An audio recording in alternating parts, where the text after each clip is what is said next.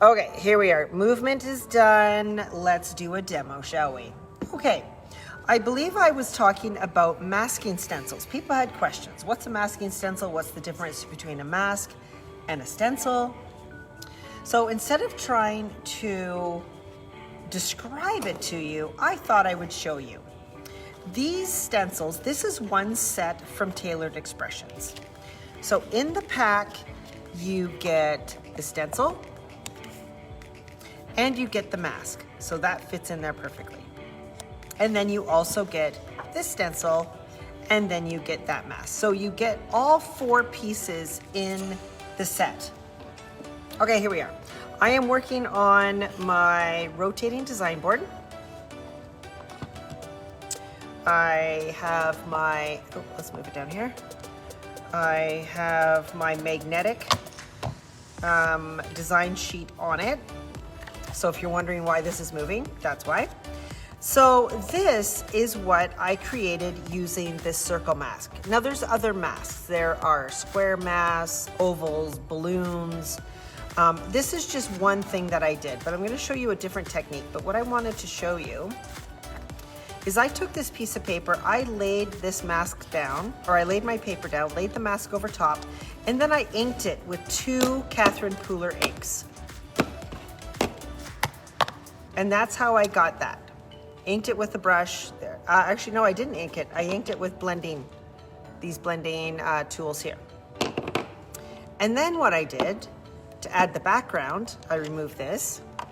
And then I took this, did not spray it with pixie spray. However, you could spray this with pixie spray to make it slightly tacky and lay it over top of the area that you want to protect. And then I inked around the outside with Drive It, all the way around the outside. Inked all the way around the outside, and that's how I got that, okay? So that's just one way you can use a mask and stencil. Now, let me show you something else. Let's do this one. Yeah.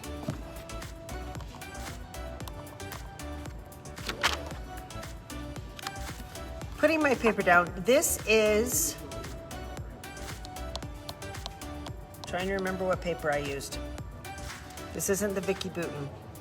This is the 100-pound super smooth cardstock that we have. Okay, I'm gonna lay this down. Excuse me as I choke.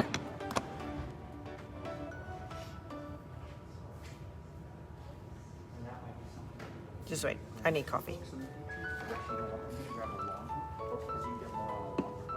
Okay, perfect. Let me line up some inks here.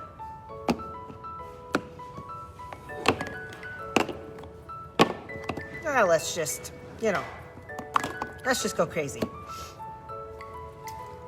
Gonna grab some of these, gonna grab some of these. I am not using blender brushes. I'm actually using blender foams and the blending tools. This is a cool way of doing a background. I'm just gonna pick up some ink and I'm gonna come in and I'm going to ink that. Easy peasy lemon squeezy. Just gonna keep going until I get good coverage. Around and around we go. Okay, I like that. That's nice. Before I move it, I'm going to take this and I'm going to wipe away some of that ink. Because now what I'm gonna do is I'm going to shift it over. I'm going to grab something else here. Let's grab some yellow. And we're going to blend. You know me in circles. I love my circles. Blend, blend, blend. Before I move it, again, just gonna wipe up some of that excess ink and we're good. And so I'm gonna go across this entire card, and before I get too crazy, let's go back to this one. Let's add a big circle as well, because we can combine them. Nobody says I can't. I'm gonna do it. Nobody can stop me. I do what I want. I'm a rebel. Okay, here we go.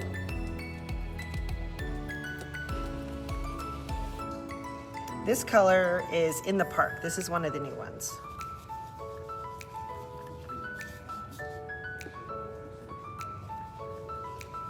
Now, I hear from people when they try and do the blends that they're never happy with it. They always have these hard edges or it doesn't look very good. And I'll say, well, how many times did you go over it? Well, just once. No, you have to go over it multiple times until you are happy with your blend. So I'm adding more ink, I'm going over, I'm making it darker until I get a nice solid area, okay? That's how you do it. Let's move this around. I'm gonna add another part here. Let's see, what color should I, oops, I forgot to wipe that off. Let me do that. There we go. Let's put it up here and let's add a blue. This one would make a really nice birthday card, I think. It would make a really beautiful birthday card.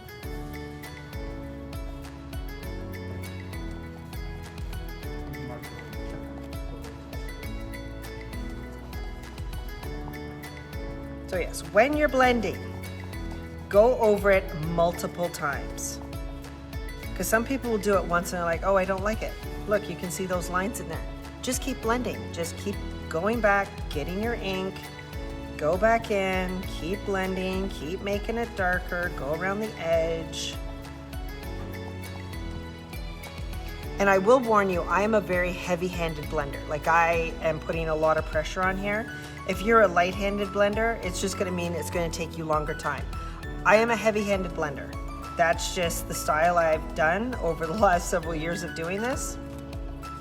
See, now look how cool that is. That's very cool.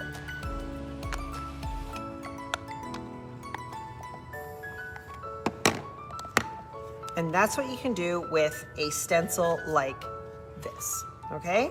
Now say I wanted to, here we are. Now I wanna mask this off. Okay, maybe that's where my sentiment's gonna go. Maybe I just wanna keep that area clean. Let's do, here we go.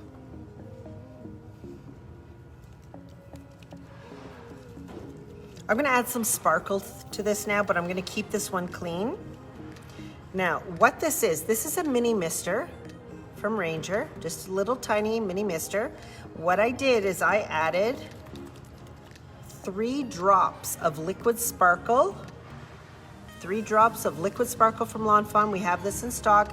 Dropped 3 drops in here and filled the rest up with water. And now what I'm gonna do is I'm just gonna go over the entire card and I'm just gonna add some sparkle. Now, let me just pick that up, drop that one off. Don't know if you'll be able to see it. So everything is sparkly except where I masked it off. It's still a little bit wet, so the sparkle may not be showing up there too good, but let me give it a quick dry. So if you want a really easy sparkle spray, I love the liquid sparkle. Like I have used this probably for about a year in my mini mister. And so every time this gets down to about half, I put in 1 more drop of liquid sparkle and fill it up with water and just keep going. So this will probably last me about 12 lifetimes. So you can, I don't know if it's picking it up, that sparkle. Oh yeah, I can see it on the Facebook feed and on Instagram. So really easy way to add the sparkle to your background. So that's blending with Catherine Pooler inks.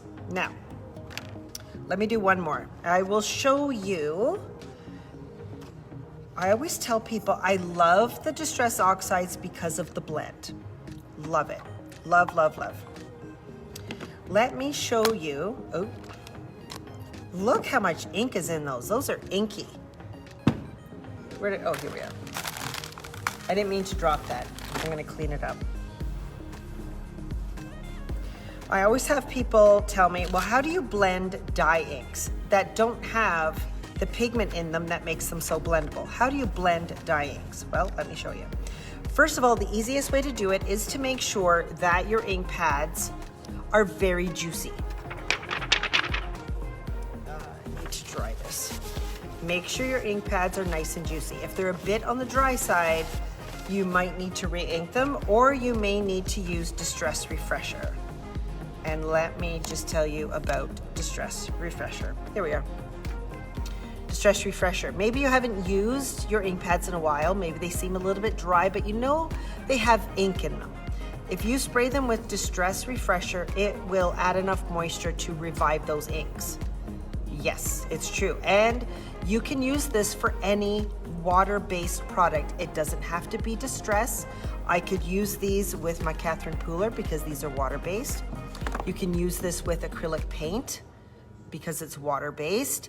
So yes, if you need to revive a product that is starting to either dry up or it's just not working for you, if it's water-based, you can use these for water-based markers, paints, inks. So it's always good to have a little bit of this around before you invest in a re-inker. You can buy this, spray it on your pad, leave it, put the lid on tight, leave your ink pad overnight and come back and see if that does it. And 9 times out of 10 it will. If it doesn't, that means the ink, it just needs to be re-inked and you have to buy a re-inker. But Distress Refresher is always something really good to have in your stash.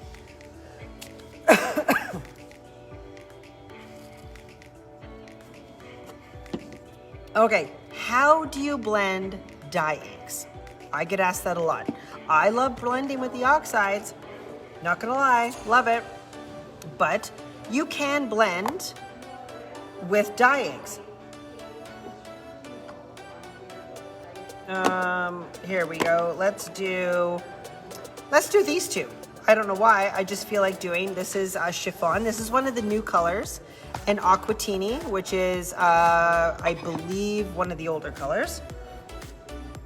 Let me grab my, here we are. And this one for chiffon. And let me grab one for, here we go. How do I blend with a dye ink? Okay, this is very important. I start with one color. And you don't have to use a mask. I could just be doing this direct on the paper. So I'm gonna add one color on one side.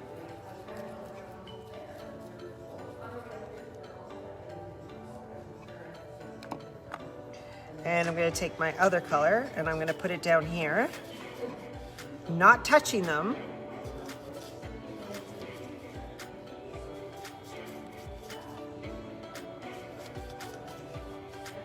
Gonna go back to this one, add a little bit more, get a little bit closer to that line.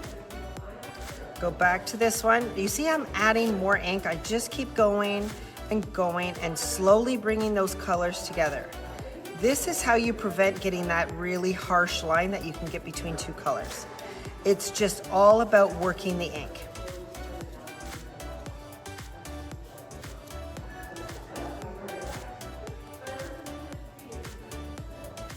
Okay, so you can see I went back and forth and back and forth and back and forth and back and forth. And it's not about getting that perfect blend the first time. You do have to go back. You do have to work these inks a bit to get them to blend like that. Okay, so there you go. That is how you blend dye inks.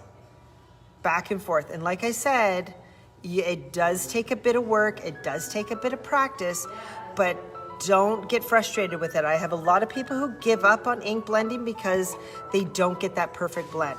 I never got a perfect blend the first probably 100 times I did this. It just took a lot of work going back and forth and practice and practice and practice. Okay, let me clean this off.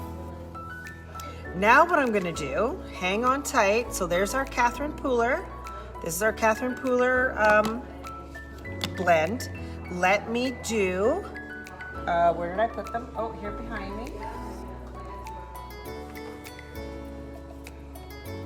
Okay, let's do a Distress ink blend this time. Just strict Distress ink.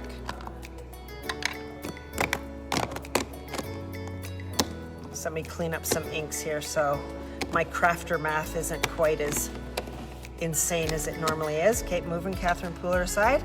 So now we've got Rustic Wilderness, which is the new color, and what's this one? Peacock Feathers. Now you may be saying, oh, I didn't think you sold Distress inks. We don't sell the entire line, but we can reorder in the ink pads and the re-inkers. It's just a space issue for us, but we can bring these in. So if you prefer distress inks and you need a re-inker for an older pad, or you would like a color in a previous release, just let us know and we can bring them in for you. So yeah, the only reason we don't carry the full line of the distress inks, it's strictly for space. Okay, let's do this. Let's stick with the same paper. This, what I'm using here, this is the foundations paper from Vicki Boutin.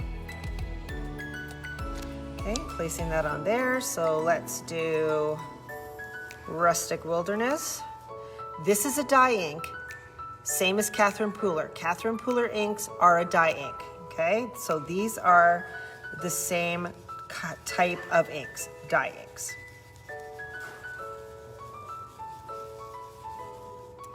Okay, so let's do that. Let's grab another blending tool and another foam. Now, if you're wondering why my foams look like this, because at the demo bar, I've got hundreds of these, hundreds. And at the end of the week, I put them in a colander and I wash them and I reuse them until they basically don't work anymore. So don't be afraid to reuse your blending foams. I put them in a colander, I put a little bit of dish soap, I get them all nice and soapy, and then rinse them really well because you don't want to leave any soap in there. And then I dump them out on a tray that has paper towel in it, and I leave them to dry overnight. So here we go. Okay, so peacock feathers is going on the bottom. I'm gonna blend, blend, blend, blend, blend. Here we go. Going back to Rustic Wilderness. That's not that one. This is Rustic Wilderness. Do another blend. Back to peacock feathers again, getting closer and blending. And blend, blend, blend.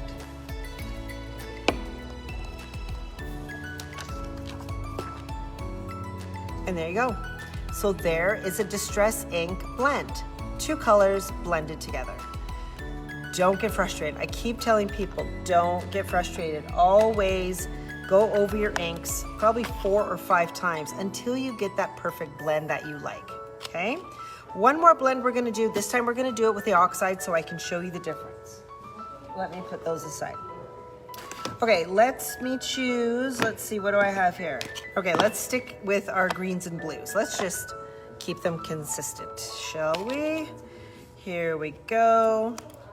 Let me clean this off one more time. And then I've got another demo to show you using these ink blends. Okay, there we go. Need to wipe this off. It's a little bit damp. Sorry, I can't see your comments because of the way the angle is. So I'll come back after we're done. I'll look through the comments and answer any of your questions. Okay, again, Vicki Boutin Foundations paper. These are all the same papers, all the same. There we go. And this time I'm going to use oxides. I'm going to use peeled paint. I'm going to need some new foams. Some new foams. Here we go. No, let's go over here. And a couple of blending tools. Grab those out. Let's do that. This. Perfect. Okay, let's start with peeled paint. Remember, this is a distress oxide. This is a dye pigment blend. That means with the pigment, you can emboss with these as well because the pigment ink mixed with the dye ink still makes the ink sticky enough, long enough that you can emboss with it. The dye inks dry too fast, so that's why you can't do that. Okay, this is peeled paint. Now I'm gonna go to Faded Jeans.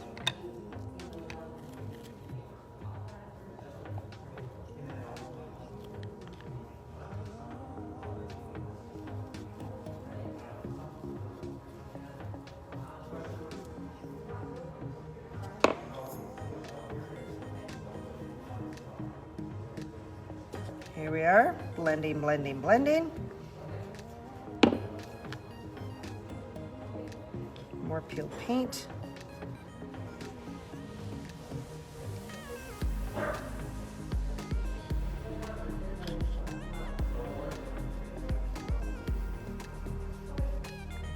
Now with the Distress Oxides, I always find blending more, you get this nice blend with the two of them.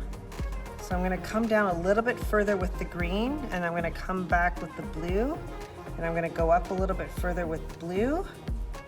There we go, I like that. And that is a Distress Oxide blend. So Distress Oxide, Distress Ink, little bit different. You can see difference in the inks. It might not show up on camera, but it definitely shows up in person. And then this is Catherine Pooler. So yeah, not exactly the same colors, but oops, I should turn that one this way. I don't know if you can tell, but the blend here is just so much smoother than the blending with the dye inks. That's why I love these. Love, love, love, love. Okay, now let me show you one more thing. With a product that is an oldie but a goodie, I probably don't demo with it enough, but let me show you this one, and I love using it. Okay, time to clean up my mess. Let's move things over.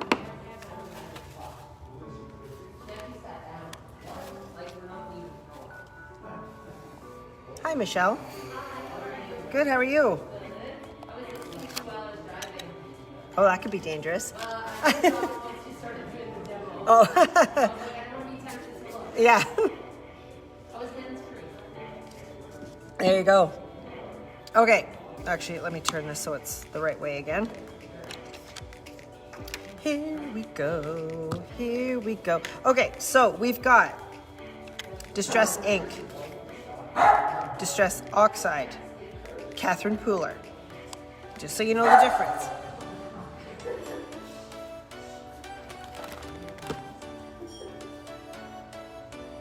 Okay, Distress Microglaze. Who's familiar with Distress Microglaze? Anyone? This is an older one. It actually came out prior to when the oxides were produced and started coming out. So that's how old this is. Yes. People look at it and they're like, what can you do with Distress Microglaze? I don't understand. What is the big deal? Okay, how I like to apply Distress Microglaze is you put it on your foam. You can use your finger as well, but I like using a foam. And I will do this and just work it into that pad and make sure it's all even on there.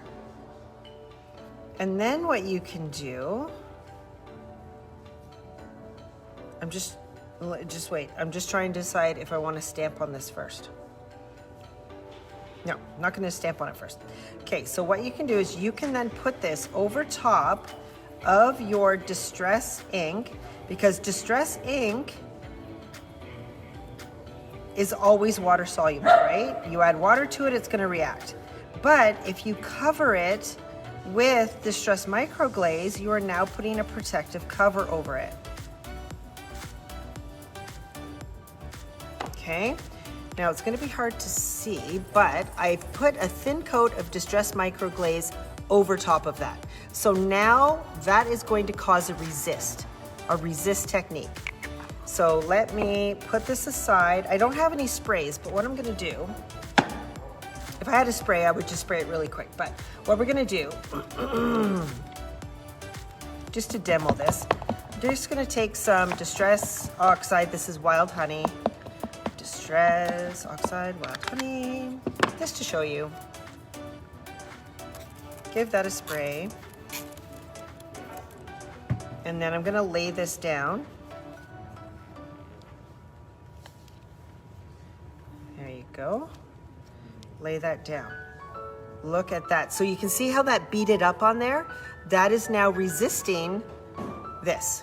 So if I go in and give this a dry,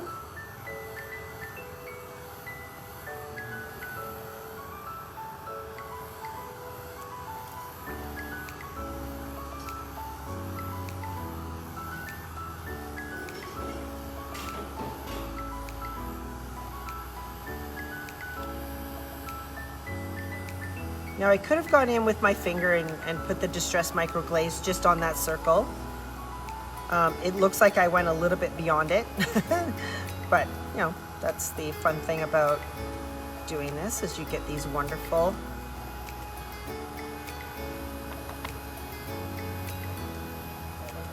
there we go.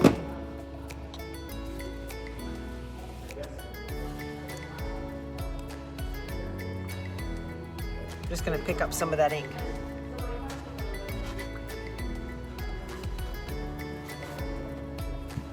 There we go. Okay, now I'm going to take a piece of cloth, microfiber cloth, paper towel, clean spot, and now I'm going to go in and wipe that back.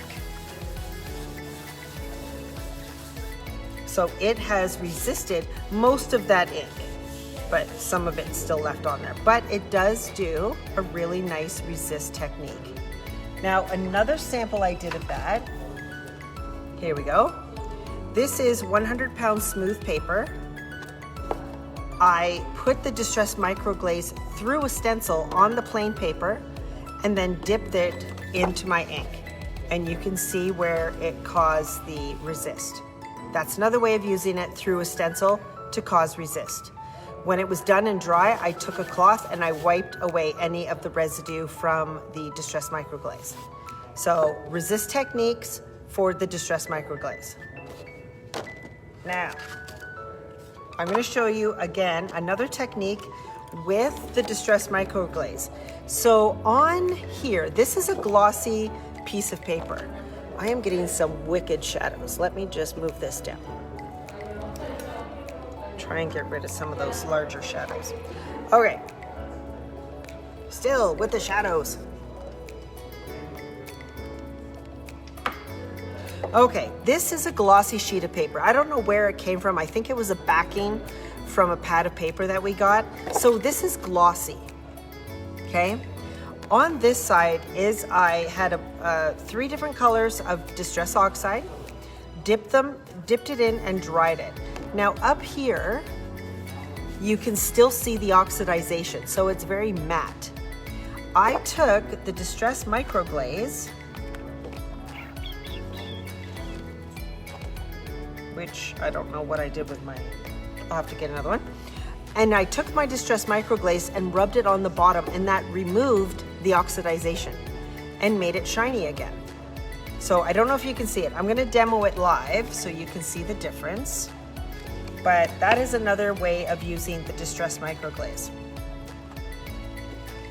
Let's put some colors down.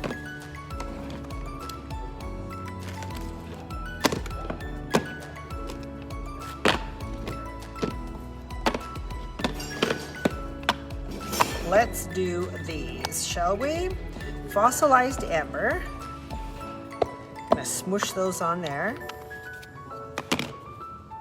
I'm going to do ripe persimmon. I'm going to spray. And now I'm gonna dip. So remember, this paper has a slight gloss to it.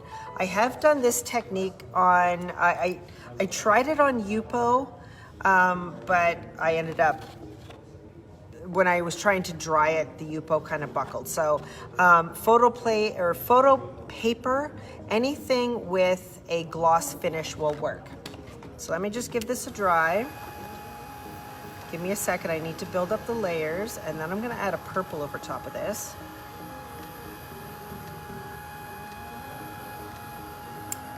This orange, ripe persimmon and wild honey are the 2 I'm using right now.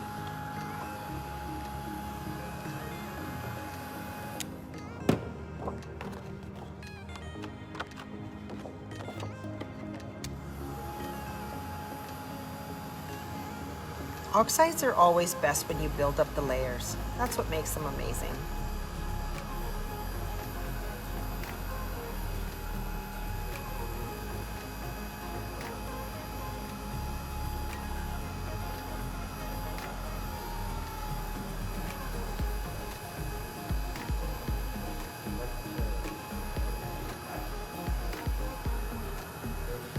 Drying. dip some more. Okay, now once this is dry, I'm actually gonna add purple. So just give this a second to dry.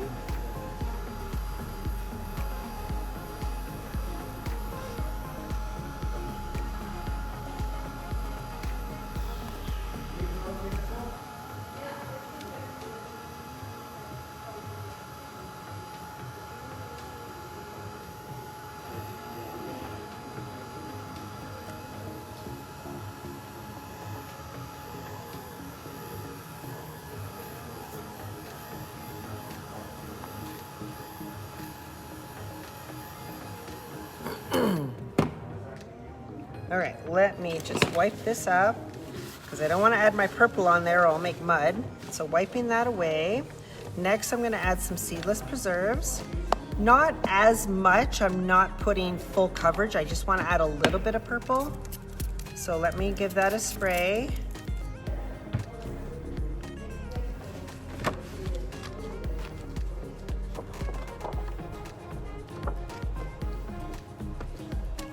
Adding that purple on there. Give me a second. I'm gonna give that a dry.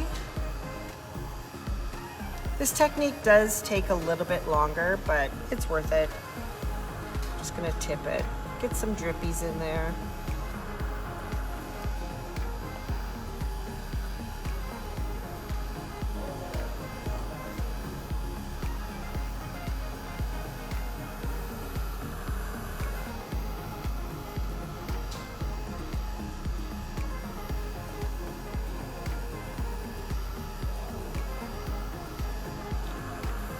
I just realized I've done all my blending today with these and not of my brushes.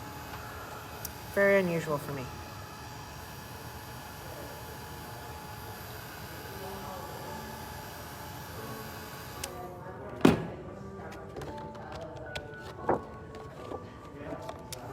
Ugh, love the oxides. I just love how you can build up these layers with them.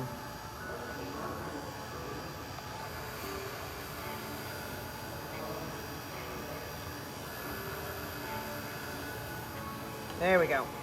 Okay, we're getting there. Hang in there. I'm just gonna take a drink of coffee.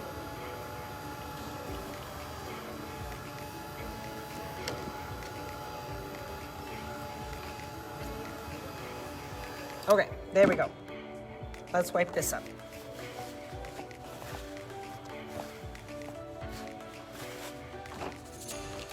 Some little dry or wet spots, I'm just gonna pat those dry. Okay, so with the Distress Oxides, you are gonna get that matte finish. That is just what the oxides are supposed to do. Oxidization, you get that matte finish. Okay, so it's very matte, there's no shine. You can see where the glossy paper is and you can see where the ink is, no shine. What I'm gonna do, hopefully I can concentrate it enough that you can see the difference. The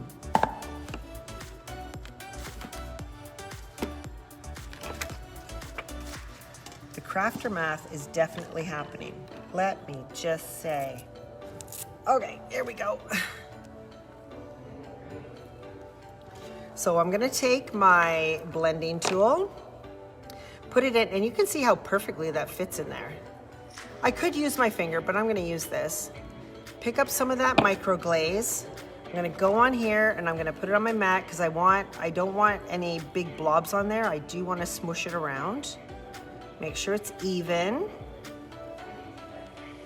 Okay, now I'm gonna come over here and I'm going to take this and I'm only gonna put it in that one spot. Perfect. Now I'm gonna take a cloth. Gonna take a nice clean piece of paper towel. A microfiber cloth would work as well. And now I'm going to wipe away the microglaze. Just gonna buff it away.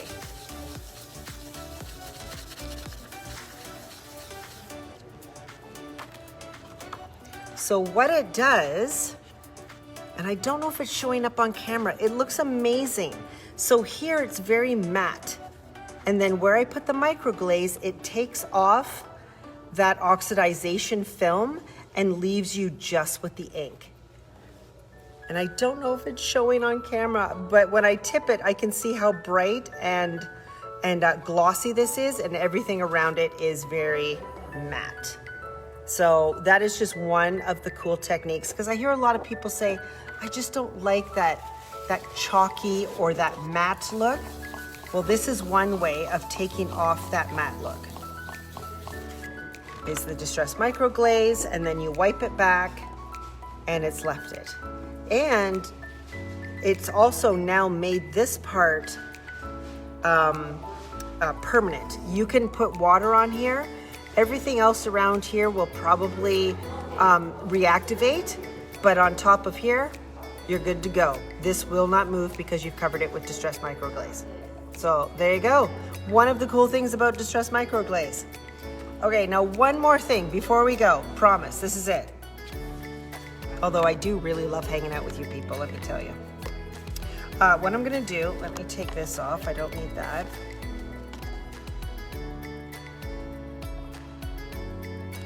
Let's put that on there. I'm gonna do one blend for you using my, oh, here we are. These are the three I wanna use. Using my blending brushes. Because people were asking about the blending brushes. Why do you like the blending brushes? Okay, there we are. So I've got my three colors. Actually, let's do like that. I love my blending brushes. I'm going to use one Studio Ketchup. I'm going to use one life-changing blender brushes from Picket Fence, and I'm going to use a Pink and Main ergonomic brush. So I'm going to use three different ones. Oh, Nancy's here, so Dakota's barking. Okay, here we go. Let's do a blend. This one, we're using three. The other ones I did was just two. This one is a three blend, and I'll show you how I do that. I'm going to pick up some ink. So on one end, I'm going to do my peeled paint.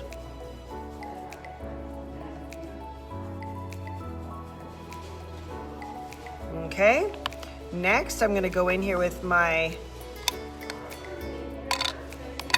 Ice Spruce.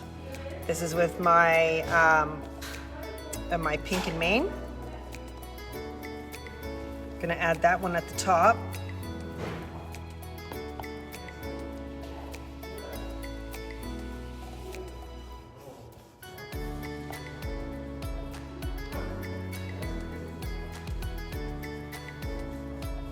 There we go. Now I'm gonna add my third color in the middle.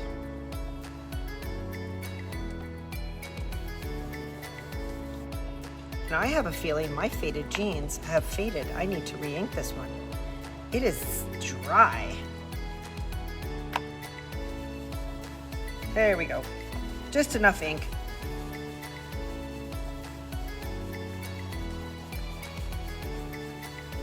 Okay, faded jeans in the middle. Now what I'm gonna do, I'm gonna go back to my first color, peeled paint. Work it again, get closer to that one in the middle. Awesome. Go back to Ice Spruce.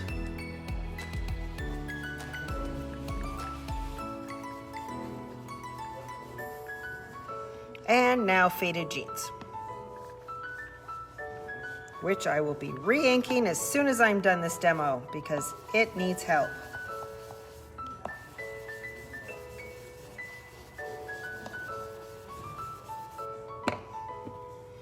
Back to the original color.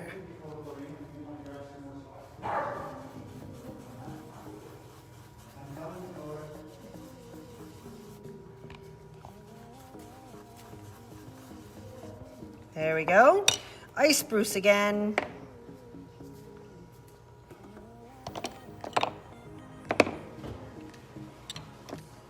I put things down and then I don't know where they go. They disappear.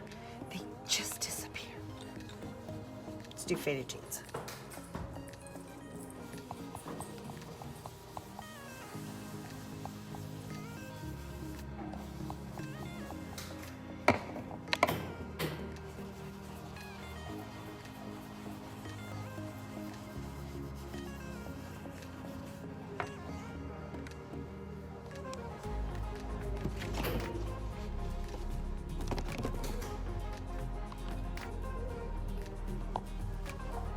There we are. Ice spruce one more time. Blending it into that faded jeans.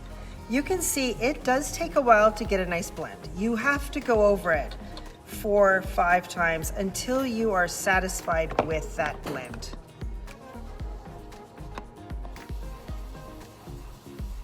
One more down the middle with the faded jeans.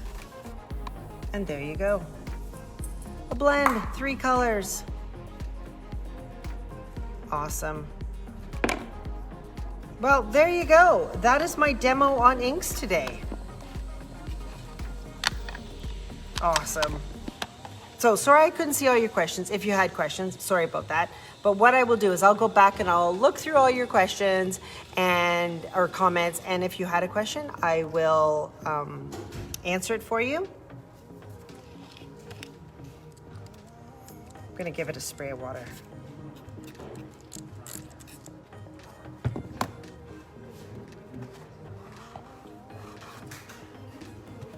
There you go. There you go. Okay, perfect. Don't forget that our giveaway this week is the Catherine Pooler Ink Pad Mardi Gras. One of you will be winning this tomorrow when we announce the winner.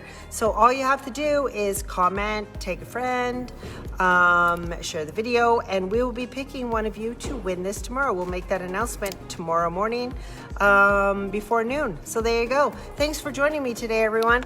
Don't forget, Tim Holtz pre-sale on now. Paper Artsy release week starts Monday. There's going to be lots of great things happening next week.